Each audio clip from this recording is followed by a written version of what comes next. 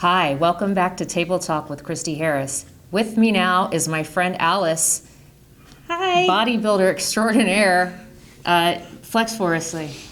All right. So we're at our gym. We both belong to Fitness Systems, the excellent, awesome Fitness Systems. This location is in West Sac, open 24/7. Yep, 24/7. Whoa. So my gym in Land Park is not open 24/7, but I don't really need to work out in the middle of the night. That's fine. I saw you on Fitness Systems Instagram, and I immediately was like, this is so intriguing because I find it fascinating that we're born in our bodies, but we can basically sculpt them to make them look however we want to do it with diet and exercise, and mostly diet. Let's step back. Let's say, how did you get involved with Fitness Systems? When did you join this gym? So I've been here for about 5 years, and I came for the free childcare. Nice. So, and once I joined, I never wanted to go anywhere else. So right away, the staff and the owners were so welcoming, and especially the owners. Like, I used to train in the morning the same time they would, and my coach, who's Holly Covell, he unsolicited started coaching me kind of like right from the start. And I was used to going to 24, where if you'd ask trainers for advice, they would look at you and say, well, I'll give you advice if you want to pay me, but they wouldn't just give me advice just off the cuff. Sure. Here was completely different, whether it be the staff members, the owners, the other members. So That's nice. Yeah. Yeah, very cool. So then that was kind of how you kind of dovetailed into the bodybuilding, Yes. right? So Yeah. that was my next question. I was going to ask how you got started into that. Yeah. So my history for athletics is a sprinter and basketball. And so I joked around when I was younger about being if I wanted to be a bodybuilder, I could, just because of the ability to build muscle, but I never really took it serious. It was just kind of a joke until I joined here. Very cool. Yeah. So what are some of the challenges that go into your training? Because now that you're in, competitive mode. Yeah. The drop in calories, I would definitely say. Okay, so when you have to cut calories to, I guess, define the areas. Yes. Yeah, that's hard because you don't want to decrease your momentum with training. You would still want to train as hard as you were training beforehand, but now you have to do it with less calories, and it's the carbs that really hit you. Yeah. I've been doing paleo for so long now, for 10 years, and that's got off 30 pounds. So, I can say that, we eat plenty of carbs on paleo, but it is like the starchy, sugary white carbs that, obviously being raised in a standard American diet, growing up as kids, we're allowed free reign of everything, cereal and all this stuff. So I think humans get conditioned to that, and then when you take it away, it's so yeah. Yep. I do like the extremeness of the diet, because it's something that it's hard, but it's also it takes a lot of discipline. So discipline, that's a great word. I heard something that went like this. It was discipline will take you farther than motivation. Yep. A lot farther. Yep. Because you're actually taking the motivation and turning it into discipline and saying, no, I'm going to get my workout in. Yep. I'm going to drink this much water. I'm going to not drink water. Because, right, when you do competitive, when it's the day of, you have to be careful about what you even drink. Is that correct? Yeah.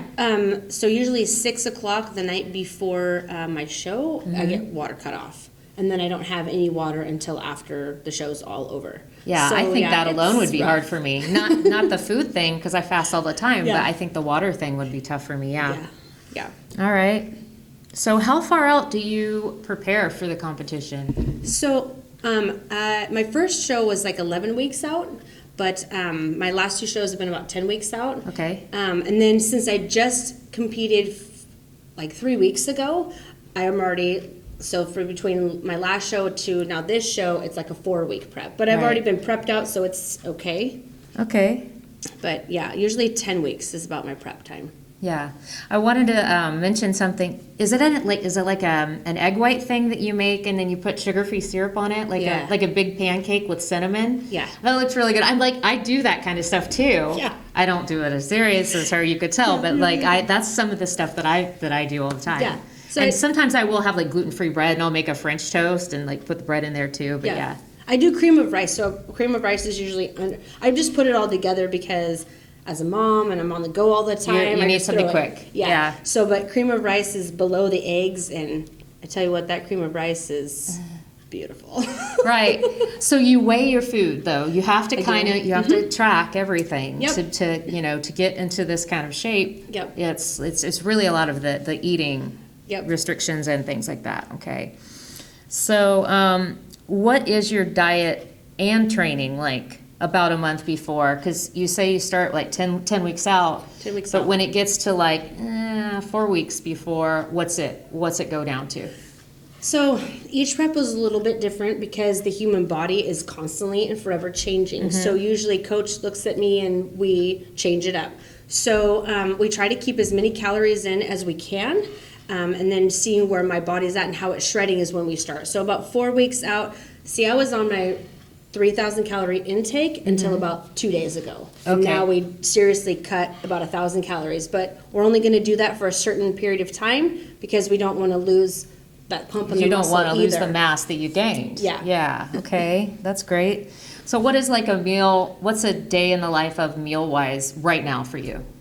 Okay. So in the morning I have. You want me to talk about measurements or just what it is? Sure. General? No. I mean, I find it fascinating. People might be like, but I'm interested. So that's all that matters. So 55 grams of cream of rice I have in the morning with 6 egg whites, and then I have a shake right before my workout.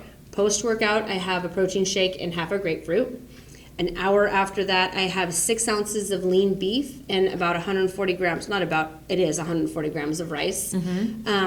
Then now, because we cut carbs, I will have at 4 o'clock 6 ounces of turkey with 75 grams of spinach. I also get spinach with my beef as well. And then at 7 o'clock, I'll have 6 ounces of chicken, 75 grams of greens, and then at 9 o'clock I get 6 eggs and 2 whole eggs. Awesome. Yeah. So it is a lot of dialed, calculated in things, but it's not a lot of food. It's just trying to meet your calories and the accuracy of the. So are you counting macros? Is that what you're doing, or is it mainly just calories? So coach gives me my plans, so I do plug it in myself because I like to see where I'm at. So I use what's called my net diary to put in all my information. So yeah, the macros are on there, but I pay more attention to the calories. But I was at 3,060 like on Wednesday, but now I'm down to like 2,000 calories because we cut some rice. So rice is a lot of calories. It is. It's a lot of calories, guys. And I love things like butternut squash and spaghetti squash instead of like rice. So that's kind of and cauliflower rice, obviously. But what is some of the as far as the physical training, what kind, like how heavy are you lifting? And I know there's all kinds of body parts that you tone, but just ballpark. So I do what's called progressive overload training. So I do like 2 warm-up sets in a working set. And I lift heavy. I lift very, very heavy. And that was my first love, is lifting heavy. I've been lifting weight since I was 17. So lifting heavy weight is my thing. That is so cool. Yeah. So cool. Yeah, I'm mainly cardio, but I have gotten into the nautical machine, or the Nautilus machines. I don't even know what you call them. I don't know. Like the ones that, Oh, just the machines on the floor. Just the machines on the floor. Okay, yeah. I don't know. I just call them machines on the floor. Diet weightlifting basically is what I do. But no, I've started to get more into that, and now I will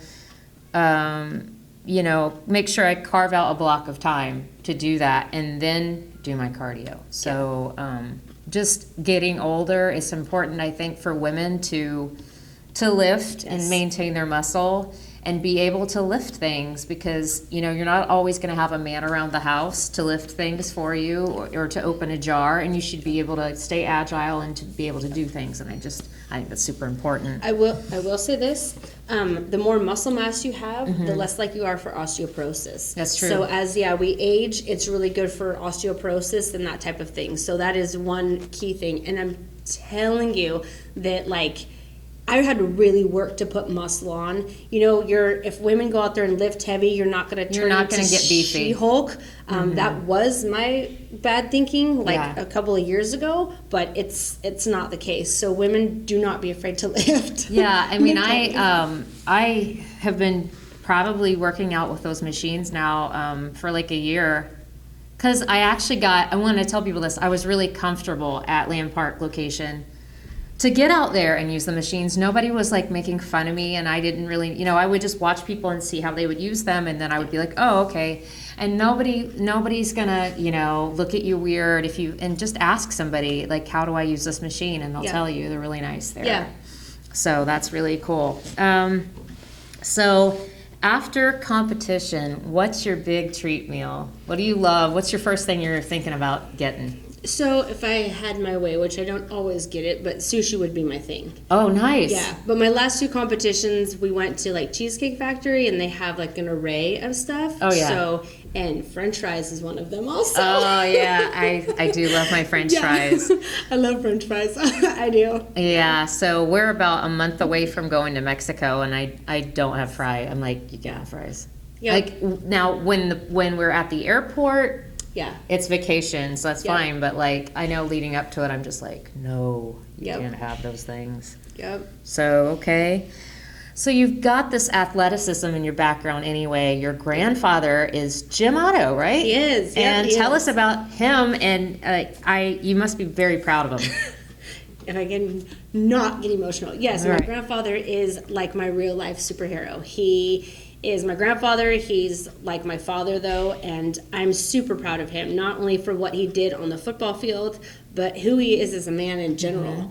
And my grandpa is the best center that ever played the game of football. So in 2020, he got like the highest honor that you can get in the NFL, which is he made the top 100 team, which is they took the top 100 players and 100 years of football, and he got it for a center, right up there with Brady and all the rest of them. So I'm super proud of him. That is really cool. Yeah. And you guys were invited to the ceremony, is that correct? Or? Yeah. So, and I actually, because I'm also one of his caretakers too, so I was actually able to put him on the field when they honored him for the pregame show at the Super Bowl. So that was probably one of the biggest highlights of my life to do that. That is so cool. Yeah. So cool. So he was 0-0. He was. Right? Yep. Only one to wear it. And did he have like some Burger Kings? Did he own? Okay. Yep. 5 of them. When you start to Google them, it populates, and I'm like, what the heck? Yep. So I didn't know that part. Kings. So yeah, that was my first job when I was 10. That's so cool. Burger King. Yep. Okay. So, he did some great things in his life as an athlete. What are some of your personal goals for yourself as an athlete? So my personal goal was I wanted to become pro in 2 different leagues. So I became pro in the PNBA, which is the all-natural league, my slash show, and then I still want to become pro as an IFBB. And we'll see. That'll take me probably a little bit longer, but that would be like my ultimate goal. And then, fitness is a part of my life, so it's always going to be there. I really wanted to turn pro, though, while my grandfather was still alive, because that was important to me. Yeah. And so...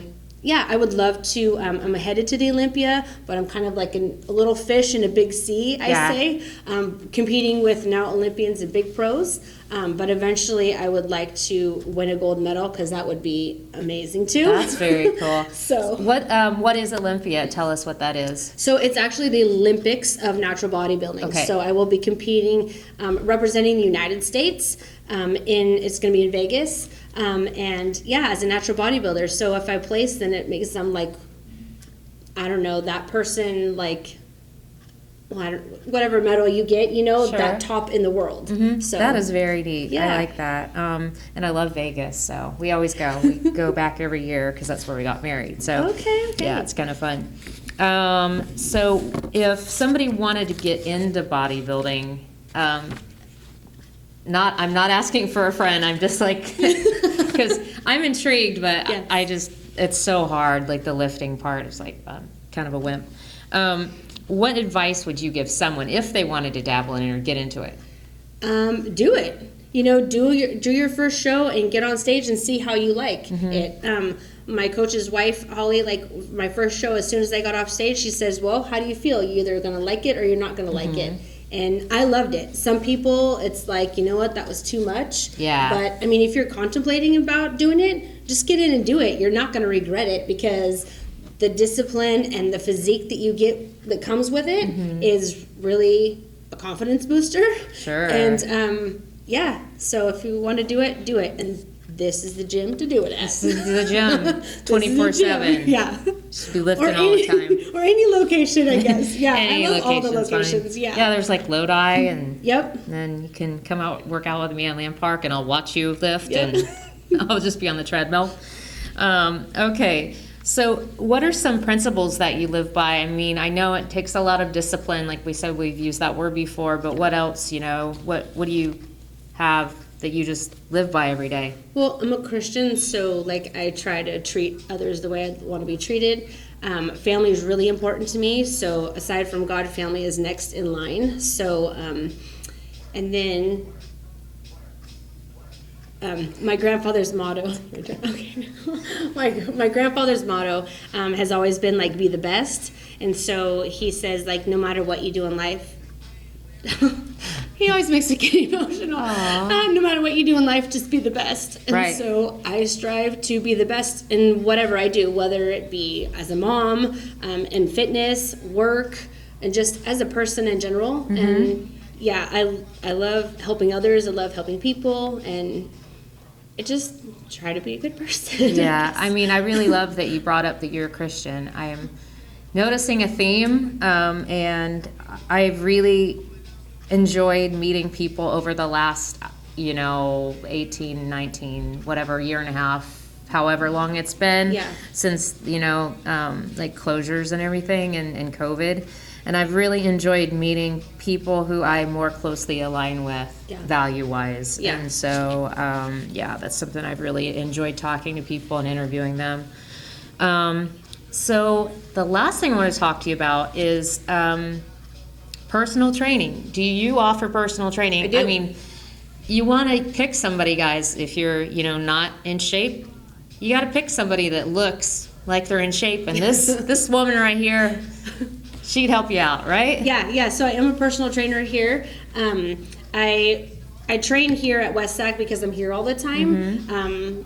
I wouldn't mind going down to Lamb Park, but I do have a Lamb Park client and she comes here. But yeah, I'm a personal trainer here, so if anybody needs training, you guys can hit me up. So I do it Monday through Friday. I have a couple of clients on Saturday, but only like in the morning time, but mostly it's Monday through Friday I do personal training. So Very yeah. cool. Very cool.